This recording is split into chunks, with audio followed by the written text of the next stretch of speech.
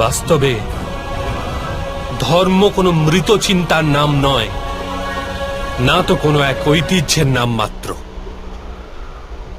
ধর্ম তো জীবনের নাম, আর জীবন নিরন্তর পরিবর্তনশীল।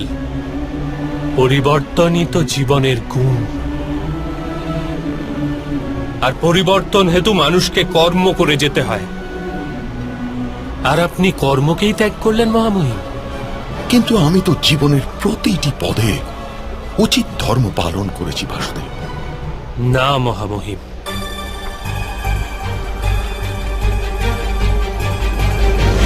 এই জন্মে আপনি কর্মের বন্ধনে যাতে আবদ্ধ না হন, এই কারণে আপনি কোনোদিন কোনো বাস্তবিক কর্মই করেননি।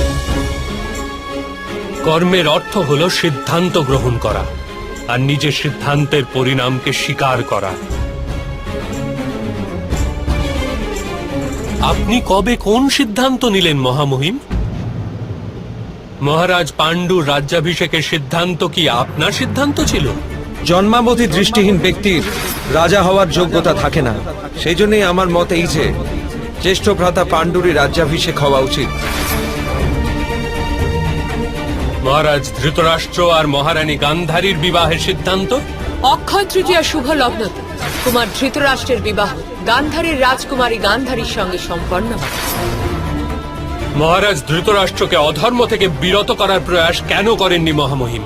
কুমার দুর্যোধনের উপর আক্রমণ করেছে যেসব মৎস্যজীবী, তাদের ন্যায় বিচার করুন। এদের সবার শিরচ্ছেদ করা হোক, এ তো অত্যাচার।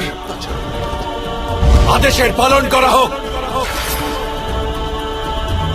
দূত সভার সিদ্ধান্ত এবং সেখানে পাঞ্চালীর অপমান প্রতিরোধ না করার সিদ্ধান্ত? আপনার কীর্তি তো সমগ্র আর্যাবর্তে ছড়িয়ে। আপনি তো স্বয়ং মা গঙ্গার পুত্র। আপনার সামর্থ্য এই প্রকার ব্যবহার দেখে মৌন রয়েছে কি রূপে? এই যুদ্ধের সিদ্ধান্ত? আর্যাবর্তে পুনরায় ধর্ম স্থাপনের জন্য যুদ্ধ এখন অনিবার্য। এই সমস্ত অধর্মকে প্রতিরোধের সামর্থ্যও আপনার ছিল, আর শক্তিও। কিন্তু আপনি সিদ্ধান্ত গ্রহণ করতে পারেননি মহামহিম। আপনি কেবল নিজের প্রতিজ্ঞা ও পণের দ্বারা আবদ্ধ ছিলেন। আমি দাস হয়ে নিজের জীবন অতিবাহিত করব। বাস্তবে কর্তব্যের নাম করে সিদ্ধান্ত নেওয়ার উত্তরদায়িত্ব থেকে পলায়ন করলেন।